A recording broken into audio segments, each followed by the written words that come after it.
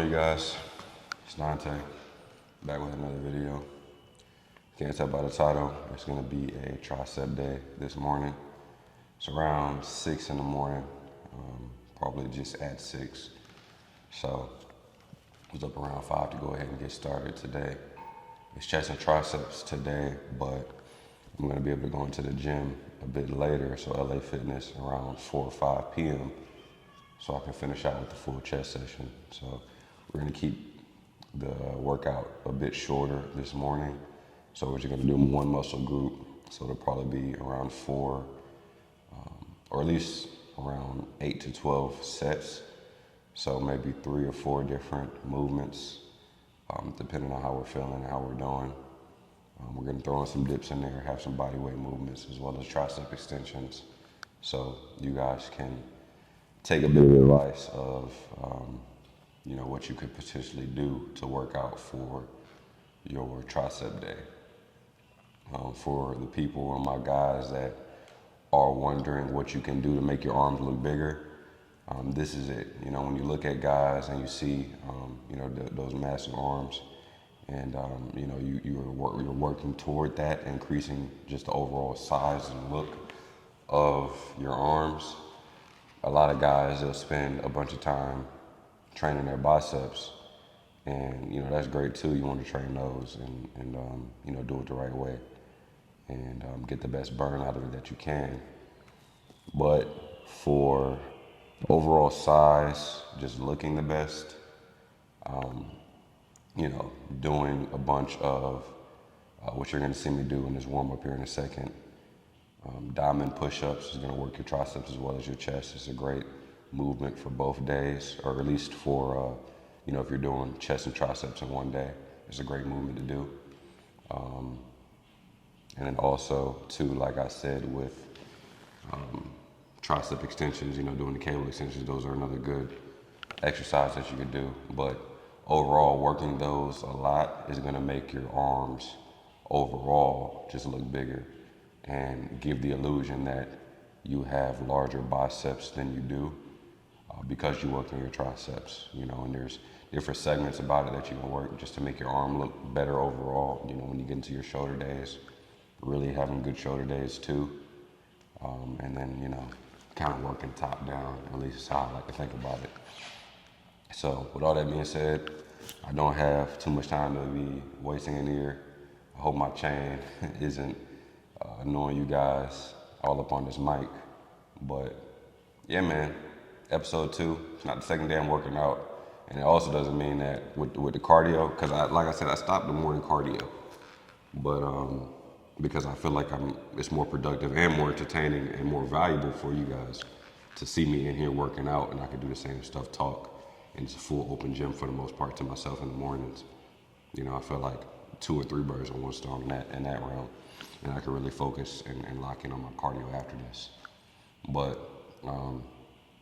yeah, man, like I said, we're just gonna come in here, finish off these triceps, or have a good tricep workout, and then from there move into the stair climber, LA Fitness. So, we're just getting started with this series, really. If you saw the morning, I did like a couple of days of the morning cardio. That's pretty much done for. I might go back to just recording myself some mornings doing cardio for that episode of my spring cut. So it's all gonna be essentially spring cut. So the cardio that you saw me doing, that's part of spring cut. These workouts I'm in here doing, it's all part of spring cut. So you guys are essentially seeing more times than not when I'm in the gym, and I often go back in the afternoon, so I can do some touch-up work or just get some more cardio in. All that being said, man, I done talked enough already. Let's go ahead and move into this workout.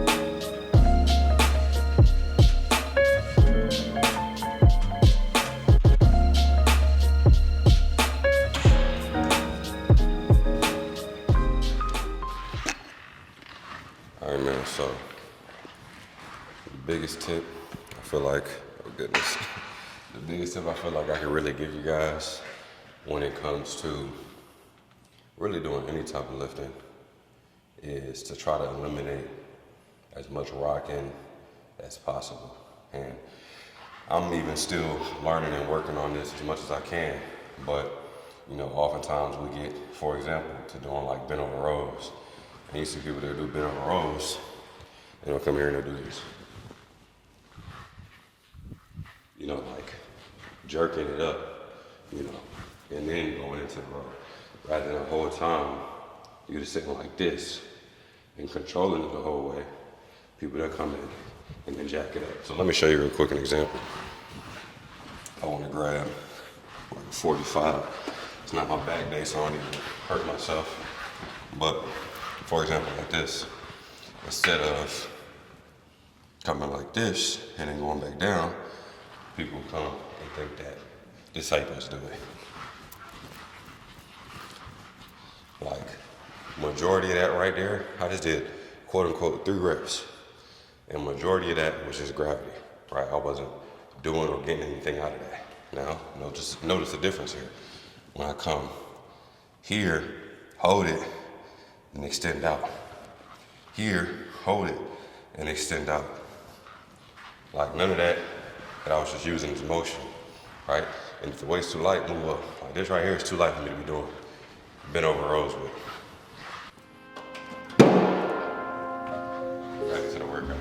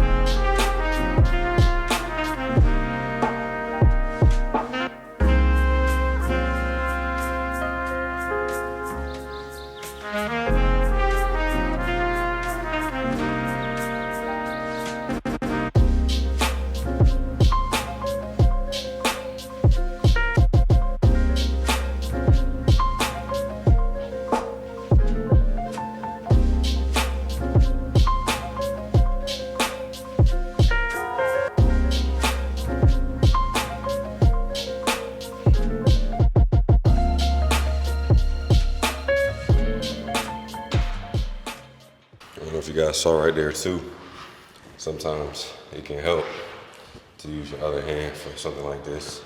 Doing single arm tricep extensions, it can help using your other hand kind of guide and as a spot, set spot. That's why a lot of times doing single arm workouts, you can get more out of it. You know, if you're doing an isometric dumbbell press, right? And you're just sitting on a dumbbell or you're sitting on a bench, doing single arm dumbbell presses, right? You can use the other hand to get those last 2 reps out, you know, because if you're on a regular bench or if you're using both your arms, who's gonna spot you besides if you have somebody? And oftentimes I come in here, a lot of you guys too, probably come in here alone. So, you know, I don't really have a spot. Gotta do the best that I can with what I have. So the tip for you. Let's get this. Oh, boy, my bones cracking.